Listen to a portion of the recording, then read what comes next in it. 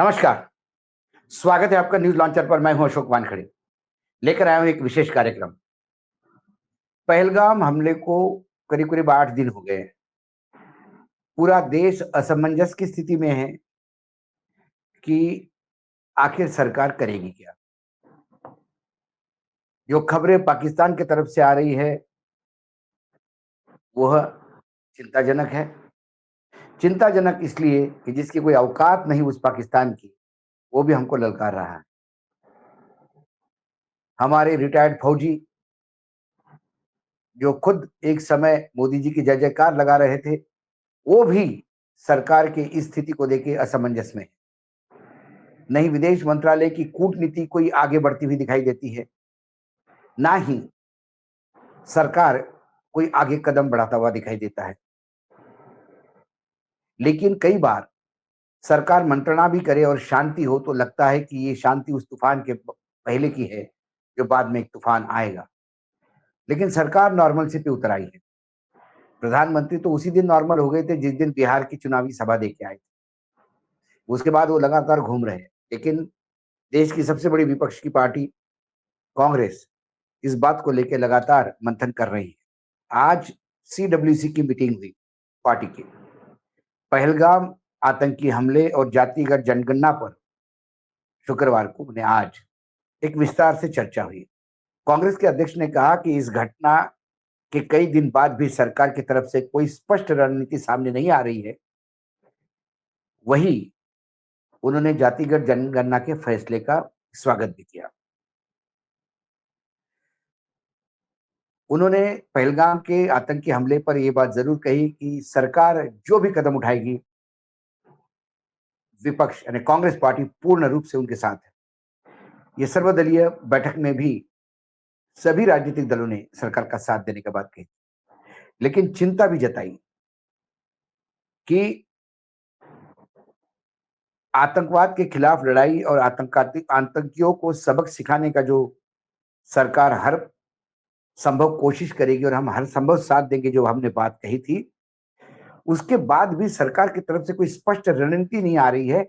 इसीलिए विपक्ष भी असहज और असमंजस की स्थिति में है।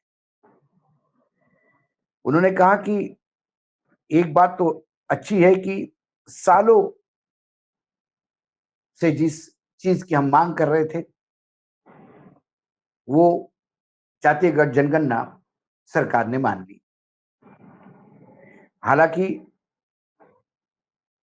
उनकी भाषा थोड़ी अलग सी दिख रही थी। इसमें भी वो कांग्रेस को कोस रहे थे, जबकि कई सालों से ये मांग हम कर रहे थे। खड़गे जी ने कहा कि मैं राहुल गांधी को सबसे पहले बधाई देता हूं, क्योंकि राहुल गांधी वो नेता है वो जो लगातार जातिगत जनगणना की रट लगाए हुए थे और सरकार को जातिगत जनगणना के फैसला लेने को मजबूर किया।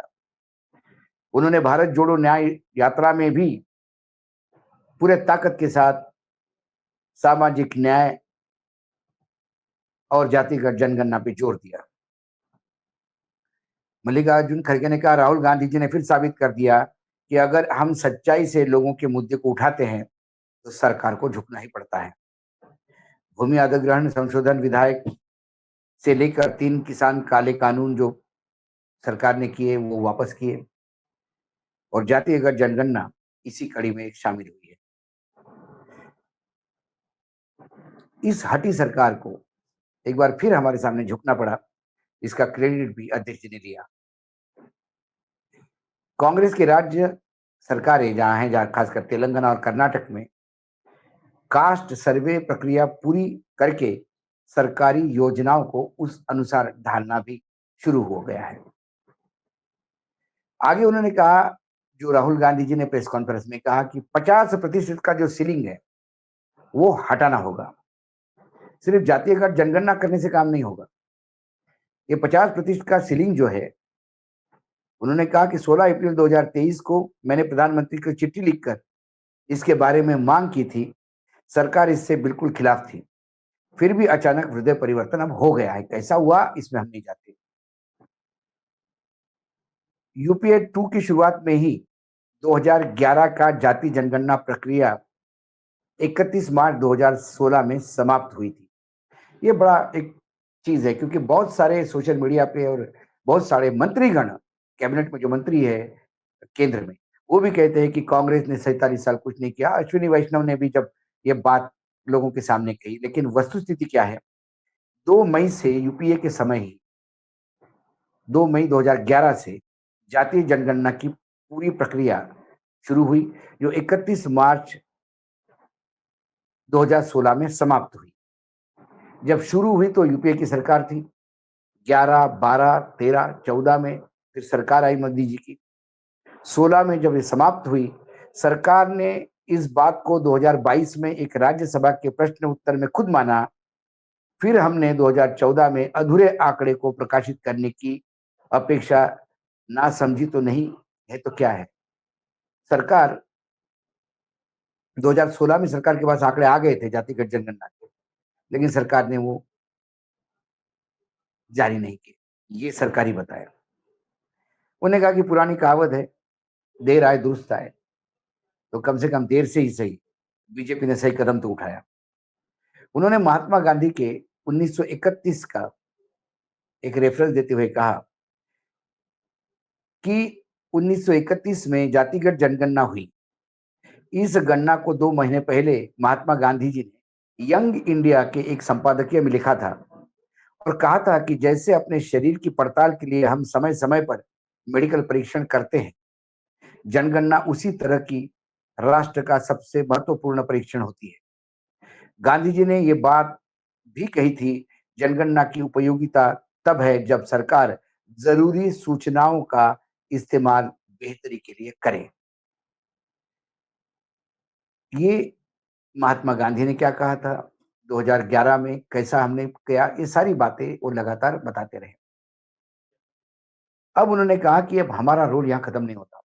हमें मुस्तैदी से अब लगातार इस पे काम करना होगा और ये देखना होगा कि जातीय जनगणना अच्छे प्रारूप में हो, इसकी डेट तय हो, इसका बजट तय हो, ये जाति गणना प्रॉपर हो, इसके बाद इसके आंकड़े भी रिलीज हो और फिर सरकारें जो भी होगी वो उस आंकड़ों के अनुरूप रिजर्वेशन पॉलिसी तय करे, उस आंकड़ों के अनुरूप बाकी चीजें तय करे। एक तरफ सीडब्ल्यूसी में जातीय जनगणना और पहलगाम हमला था, दूसरी तरफ जिनको पहलगाम पर बात करनी है, जिनको पूर्ण विश्व को अपने साथ लेने का काम करना है, वो क्या कर रहे थे? मैंने कहा था पहलगाम का हमले होने के बाद वो बिहार गए, बिहार में राजनीति की बात की उन्होंने। बिहार के भूमि से उन्होंने विश्व को संदेश देने का प्रयास किया अंग्रेजी में बोलकर। ऐसे उनके लोग कहते हैं, कितना संदेश गया होगा, वो समझ में वो तो देश को संबोधित भी कर सकते थे। उसके बाद उन्होंने वो नहीं किया। पहलगाम तो वो गए नहीं। जो भी शहीद हुए, उनको भी उन्होंने पूछा नहीं। मतलब उनके पास भी कुछ जाने का कोई ज़िक्र नहीं हुआ। सिर्फ़ मीटिंगें खेलते रहे। उसका भी मीटिंग के बाद लग रहा था कुछ बड़ा होने वाला है, तो निकला जातिगत जनगणना का निर्णय। उसके बाद फिर वो केरल भी गए। केरल में उन्होंने बाकायदा अडानी जी के कसीदे पढ़े और अडानी को कहा कि गुजरात नाराज़ हो जाएगा, इतना बढ़िया पोर्ट आपने बनाया। उसके बाद वो मुंबई में एक्टर्स के बीच में रहे। वहाँ उन्होंने बताया कि कंटेंट में कितना भारत आगे जा सकता है और फिर वो अमरावती के दौरे पे पहुंचे, आंध्र प्रदेश। इस दौरे पे मोदी जी ने जनसभा को संबोधित किया। मंच पर आंध्र प्रदेश के मुख्यमंत्री चंद्रबाबू नायडू भी थे। अब चंद्रबाबू नायडू जी ने कहा कि आप टेक्नोलॉजी को लेके इतना उत्साह दिखाते हैं और आपकी वजह से देश में टेक्नोलॉजिकल डेवलपमेंट हो रहा होगा। तो मोदी जी ने उसके जवाब में कहा, अभी चंद्रबाबू नायडू टेक्नोलॉजी को लेकर मेरी तारीफ कर रहे थे, लेकिन आज मैं एक रहस्य बताता हूँ। जब मैं गुजरात में नया-नया मुख्यमंत्री बना, तो मैं बाबू हैदराबाद में बैठकर, यानी मैं चंद्रबाबू हैदराबाद में बैठकर किस-किस तरह का इनिशिएटिव ले रहे हैं, उसका बहुत बारीकियों से अध्ययन करता था और मैं उसमें से बहुत कुछ सीखता था और उसे लागू करके आज मुझे अवसर मिला है कि मैं उसको लागू कर रहा हूँ। आप ये प्रधानमंत्री की बाइट भी सुन लीजिए। टेक्नोलॉजी को लेकर के मेरी भारी तारीफ कर रहे थे, लेकिन मैं आज एक रहस्य बता देता हूं। जब मैं गुजरात में नया नया मुख्यमंत्री बना तो मैं बाबू हैदराबाद में बैठ करके किस किस प्रकार के इनिशिएटिव ले रहे हैं उसका बड़ा बारीकी से अध्ययन करता था और मैं उसमें से बहुत कुछ सीखता था और उसे आज मुझे लागू करने का अवसर मिला है। मैं लागू कर रहा हूं। ఇప్పుడు చంద్రబాబు గారు మీరందరి ముందు నాకు मैं अपने अनुभव से कहता हूं, फ्यूचर टेक्नोलॉजी हो, बहुत बड़े स्केल पर काम करना हो और जल्दी से इसे जमीन पर उतारना हो तो वो काम चंद्रबाबू उत्तम से उत्तम तरीके से कर सकते हैं। ये प्रधानमंत्री का वक्तव्य था। प्रधानमंत्री के बॉडी लैंग्वेज से, चंद्रबाबू की बॉडी लैंग्वेज से, केरल में गौतम अडानी के बॉडी लैंग्वेज से, शशि थरूर के बॉडी लैंग्वेज से, विजयन के बॉडी लैंग्वेज से, प्रधानमंत्री के बॉडी लैंग्वेज से, बॉडी और प्रधानमंत्री के जो फोटो और आपने कई न्यूज में देखा होगा जो एक्टर्स के बीच में प्रधानमंत्री थे। क्या आपको लगता है इस देश में 22 तारीख को 8 दिन पहले आतंकी हमला हुआ? अभी 13वीं भी नहीं हुई, 10वां भी नहीं हुआ। कई आंखों का भविष्य चला गया, कईयों ने अपने जीवन में अंधकार छाते हुए देख रहे हैं। पाकिस्तान हमला होने के बाद संभावित भारतीय हमले का जोर शोर से प्रतिरोध करने के लिए तैयार बैठा हुआ है। विश्व में लगातार अपना रोना रो के लोगों को अपना साथ जोड़ रहा है और हम ठहाके लगाकर अपने में मस्त है। आप बताइए इसे क्या कहा जाए? ये मैं आप पे छोड़ता हूँ। मुझे मेरे प्रधानमंत्री दौरे पे नहीं चाहिए। मुझे प्रधानमंत्री दिल्ली में मंत्रणा करते हुए और कुछ निर्णय लेते हुए चाहिए।